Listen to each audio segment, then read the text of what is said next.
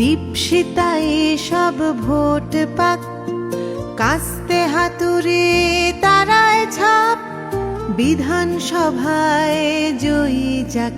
নমস্কার, 7 এভিক নিউজ নেটওয়ার্কের স্বাগত। আকস্মিক দুর্ঘটনায় সদ্য প্রয়াত অভিনেতা লেখক রাহুল অরুণোদয় বন্দ্যোপাধ্যায় লেখা এবং অভিনীত নাটক যে জানলাগুলোর আকাশ ছিলতে একটি ছোট্ট পাখির গল্প বলেছিলেন রাহুল। যে গল্পটিতে বলা হয়, একটি জঙ্গলে হঠাৎ করে দাবানল লেগে যায়।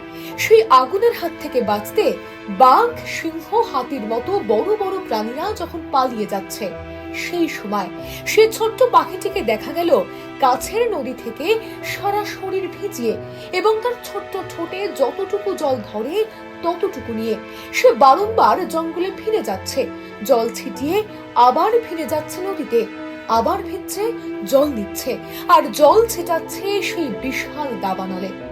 সে পাখিটিকে যখন অন্য পশুরা ঠাট্টা করে বলল, মূর্খ পাখি, অতটুকু জল ছিটিয়ে তুই দাবানল নেভাবে ভাবছিস?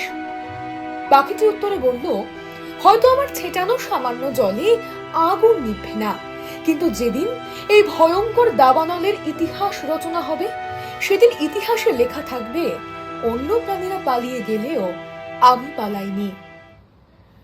উত্তর দমদম বিধানসভা আসনে সিপিআইএম প্রার্থী দীপশিতা ধর যেন যে জানলাগুলোর আকাশ ছিল নাটকের সেই পাখিটির চরিত্রের মতোই লড়াকু মেজাজ নিয়ে নেমেছেন ভোটের ময়দানে।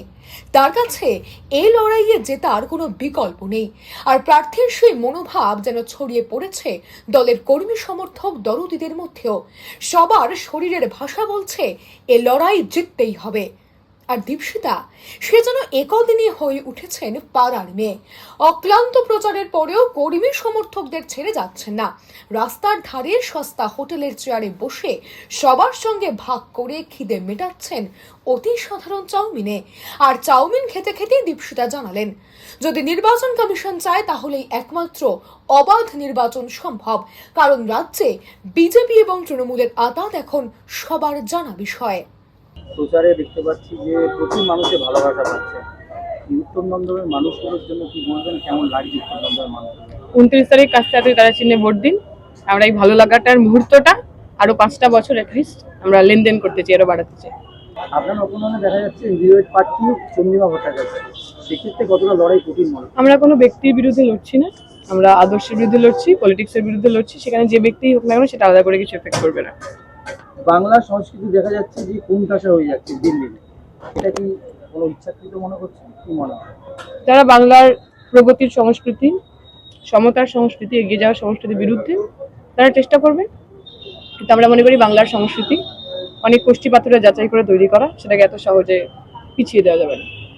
বাংলায় তো এবার দুদফা ভোট হচ্ছে, সেক্ষেত্রে দাঁড়িয়ে ভোটে কতটা শান্তিপূর্ণ থাকবে কি মনে করছেন? সেটা তৃণমূল বিজেপির উপর ডিপেন্ড করবে, তারা গুন্ডামি করবে কি করবে না। আমরা তো কোথাও কি ঝামেলা ঝঞ্ঝাট করি না। ওরা যদি ঝামেলা ঝঞ্ঝাট না করে শান্তিপূর্ণ ভোট হবে, ওরা ঝামেলা ঝঞ্ঝাট করলে অশান্তি হবে। কিন্তু দেখা যাচ্ছে যে ভোট বাক্সে এই ভোটের কেন্দ্রে তো বাইরেও ক্যামেরা থাকছে, ভেতরে ক্যামেরা থাকছে, সেটা কতটা মনে হয় ভোট কেন্দ্রে কতটা সুবিধা করবে? পঞ্চায়েত নির্বাচনে আমি প্রচুর ক্যামেরা এরকম দেখেছি, যে ক্যামেরার মুখ অন্যদিকে ছিল, যে ক্যামেরা সেলোটেপ মারা ছিল, সব ক্যামেরা দেখানোর বিষয়। যদি প্রশাসন মনে করে, যদি ইলেকশন কমিশন চায় তৃণমূলকে ছাপ্পা করতে দেবে না, তাহলে তারা করতে পারে। বিগত দিনে তৃণমূল ছাপ্পা দিতে পেরেছে, ঠিক মতো ভোট হয়নি, কারণ বিজেপি চেয়েছে। পাশাপাশি যদি এই ভোট কেন্দ্র অর্থাৎ দমদম কেন্দ্রে যদি আপনি জিতে আসেন, প্রথম আপনার কি কাজ? আমাদের প্রথম কাজ হবে, যে পুরো কর্মীরা তাদের বেতন রেগুলারলি পান না, যে পুরো কর্মীরা 10-15 বছর ধরে কাজ করার পর অস্থায়ীভাবে কাজ করেন, তাদের কাজগুলোকে স্থায়ী করা। পাশাপাশি অভয়া মা বিজেপি প্রার্থী হয়েছেন, যেখানে দেখা গেছে প্রথম সিপিএমে প্রথম আন্দোলন রাজ্যগর থেকে আরম্ভ করে তারাই দুজনে ছিল, মীনাক্ষী থেকে আরম্ভ করে কলতান। সেক্ষেত্রে কলতান দাশগুপ্ত ওইখানকার প্রার্থী হয়েছে। আর কতটা ওই জায়গার লড়াইটা কি মনে করে অভয়ের মা? আবার যার ইচ্ছা তিনি দাঁড়াতে পারেন। ভারতে নিজের পছন্দ মতো পলিটিক্যাল পার্টি বেছে নেওয়ার প্রত্যেকের অধিকার রয়েছে। কলতান দাশগুপ্ত অভয় মুভমেন্টের আগেও তার একটা লম্বা জীবন আছে, আন্দোলনের জীবন, লড়াইয়ের জীবন, এবং ওই অভয় মুভমেন্টের পরেও তার আরো একটা লম্বা জীবন আছে লড়াইয়ের, আন্দোলনের। আমি বিশ্বাস করি ওই এলাকার সবচেয়ে বিশ্বাসযোগ্য মানুষ, যিনি ওখানকার মানুষকে রিপ্রেজেন্ট করতে পারেন, প্রতিনিধিত্ব করতে পারেন, সেই মানুষটার নাম কমরেড কলতান দাশগুপ্ত। মুখ্যমন্ত্রী মমতা ব্যানার্জি বলেছেন যে দুয়ারে চিকিৎসা আনলো? এমন দুয়ারে চিকিৎসা হয়েছে, এই এলাকার বিশরপাড়ার বাসিন্দা আরজি করে দেখাতে গেছিলেন, অসুস্থ হয়ে ভর্তি হয়েছিলেন, মানে ওঠানামা করতে গিয়ে, সিঁড়িতে ওঠানামা করতে গিয়ে মারা গেছে। তার আগে আরজি করে একটা লোক লিফটে আটকে মারা গেছে। এমন দুয়ারে উনি স্বাস্থ্য নিয়ে এসেছেন যে মানুষ জমের দুয়ারের কাছাকাছি পৌঁছে যাচ্ছে। আরেকটা বিষয় দিদি, এই যে অভয়কাণ্ডটা আপনি যেমন বললেন, পাশাপাশি 4 তারিখে রেজাল্ট আসছে, সেই রেজাল্টে কি প্রতিফলন আসছে? দেখা যাবে 4 তারিখে রেজাল্টের দিন বোঝা যাবে 4 তারিখে কি রেজাল্ট হবে। কি হচ্ছে 4 তারিখে? 4 তারিখে রেজাল্ট বের হলে সেটা বোঝা যাবে, এখন আমরা বলবো না। এসআইআর তো প্রচুর নাম বাদ গেল, আপনি নিজে প্রচার করতে করতে অনেকেই আপনাকে এই অভিযোগটা করলেন, কি মনে করছেন এই বিষয়ে কি বলবেন? যে মানুষের নাম বাদ গেছেন, আমাদের যতজনের সঙ্গে দেখা হয়েছে বেশিরভাগ ক্ষেত্রেই তারা বৈধ ভোটার, আইদার 2002-তে নাম ছিল অথবা 2002-তে ম্যাপ ছিল। আমরা পার্টির পক্ষ থেকে হেল্পলাইন চালু করেছি, যে মানুষ 2002-তে নাম আছে অথবা 2002-তে ম্যাপ, এই সমস্ত মানুষ যাতে প্রার্থী তালিকায় তাদের নাম ফেরত পান, তার দায়িত্ব, তার রেসপন্সিবিলিটি পশ্চিমবঙ্গে সিপিএম বামপন্থীরা নেবে। লাস্ট প্রশ্ন আপনার কাছে, সেটা হচ্ছে যে মুখ্যমন্ত্রী যেমন এখানে লক্ষ্মী ভাণ্ডার শুরু করেছেন, বিজেপি বলছে যে আমরা অন্নপূর্ণা ভাণ্ডার দেবো 3000 টাকা দেবো, এই বিষয়ে কি বলবেন? ভালো করবেন, দেবেন, কোনো অসুবিধা নেই, কিন্তু কোথা থেকে দেবেন?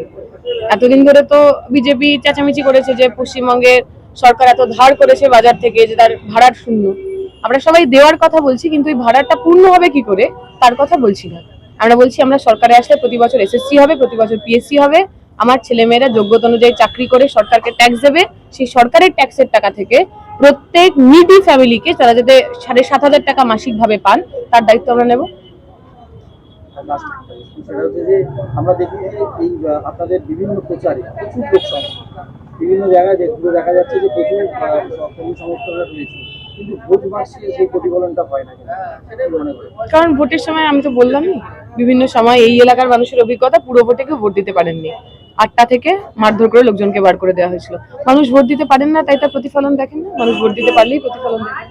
চৌঠা মে দীপশিতা হয়তো জিতবেন বা হারতেও পারেন, কিন্তু উত্তর দমদম দেখছে অরুণোদয় বন্দ্যোপাধ্যায়ের নাটক যে জানলাগুলির আকাশ ছিল, সেই ছোট্ট পাখিটার অদম্য লড়াই, যেটা অবশ্যই ইতিহাসে লেখা থাকবে। শ্যামল পাল, 7 Avic নিউজ, দমদম। দেশের 36টি রাজ্য, রাজ্যের 23টি জেলা, সব জায়গার সব খবর এক চোখে নয়, দু চোখে দেখি আমরা। আর 7 নিউজ এখন থেকে ওয়েবসাইটেও। ভিজিট করুন www.7anews.com এ। আর মুহূর্তের মধ্যে আপনার হাতের মুঠোয়, রাজনীতি থেকে রণক্ষেত্র, খেলার মাঠ থেকে বিনোদন, সবকিছু। পাশাপাশি প্লে স্টোরে গিয়ে ডাউনলোড করে নিন আমাদের 7A নিউজের অ্যাপ, বাংলার একমাত্র বিশ্বাসযোগ্য চ্যানেল। খবরটি কেমন লাগলো আমাদের কমেন্ট করে জানাতে একেবারে ভুলবেন না। ভালো লাগলে অবশ্যই শেয়ার করবেন এবং ফলো করবেন আমাদের হোয়াটসঅ্যাপ চ্যানেল এবং ওয়েবসাইট। সকলে ভালো থাকবেন। জয় Hind.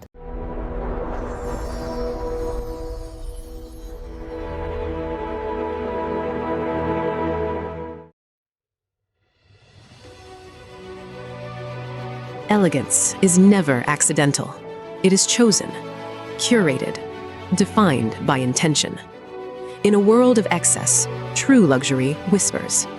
It does not compete. It does not demand attention. It commands it. At B20s, we create more than jewelry. We shape presence. Every curve is considered, every surface refined, every detail deliberate, crafted with precision, finished with restraint, designed not to overpower, but to elevate. Because luxury is not about display, it is about distinction. The quiet confidence of gold against skin, the subtle brilliance of light catching movement, the harmony between strength and grace. This is not ornament, it is expression, not decoration, but identity, a reflection of self, unapologetic, uncompromised, timeless. At B20s, modern elegance finds its voice without ever speaking. This is refinement without noise, beauty without excess, luxury without effort. B20s, the premium luxury brand. Elevate your everyday.